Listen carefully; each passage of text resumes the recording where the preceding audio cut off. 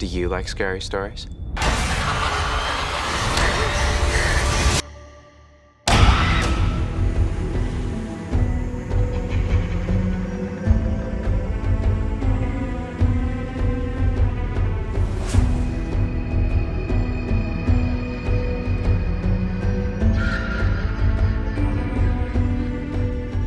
Were you guys fans of the original show, / had you heard of it? I personally did not watch any full episodes yet. I'm getting there. I haven't watched any full episodes, but I have watched clips, and my mom has watched the original version. And so she's been telling me about it, and I've been able to see a couple of things, so that's pretty cool.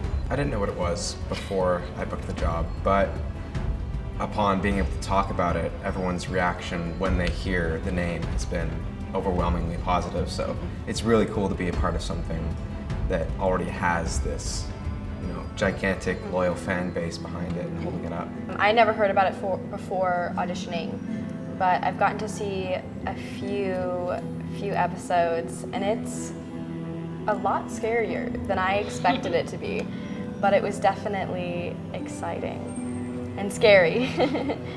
Yeah, no, I didn't know it existed, and then I told my friends and family, like, I just got this new role called Are You Afraid of the Dark? And they were like, wait, that's coming back? And so it's really, really cool to be a part of such a big franchise that already has a cult following. Mm-hmm. Was there a moment for each of you where you felt like you were filming something that would really scare audiences and kind of be that memorable thing?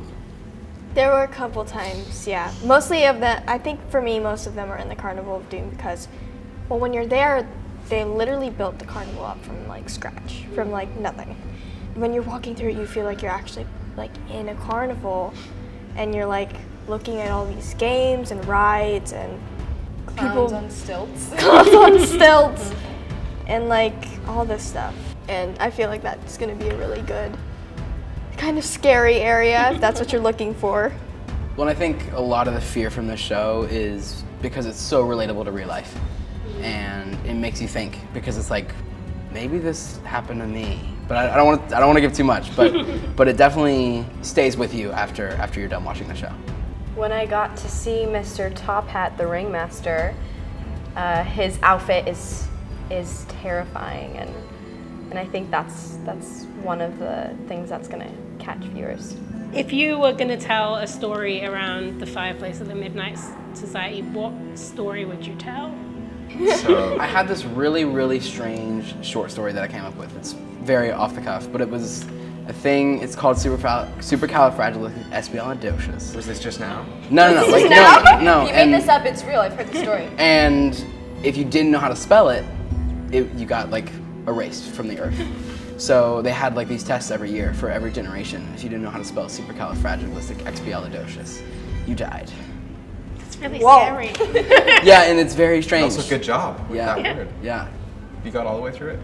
Thank you. Can you spell it? No. Okay. I would. Bye. In that universe, I would die, 100%.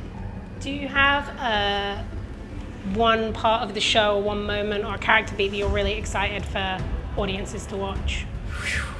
My character's an aspiring director, and I got to make a couple little DIY movies on set, so I love doing that because I actually want to be a director. I feel like some of those little moments will be really nice. I think all of the characters are really amazing. Each person kind of has their own thing that makes them unique. So I think everyone is going to enjoy what we brought. There are some really, really great one-shots that are really, really long scenes, and those are beautifully shot. Ben David wrote those into the script to be just one continuous shot, and those are really, really beautiful. They look awesome. Yeah, and I'm really, really excited to show that to the world. When you went back and watched clips of the show, were there any bits that stood out for you that felt kind of particularly scary from the original, or that you kind of imprinted on your mind? I watched a clip where, I don't know what the episode is called, I apologize, but it was the clip where this thing, it looked like kind of like a zombie, but everything was turned inside out, so it's like a flesh zombie kind of.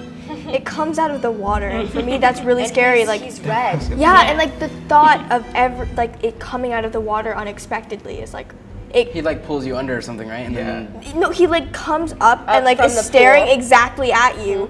Somehow he knows where you are. He's staring exactly at you, and then he just grabs you and brings you straight down into the water. Right, yeah, and I've never seen that, but I've heard that story, and that story sticks with me, for sure. I've heard that exact frame ruined swimming pools for a whole generation. And there's a scene like that in this show.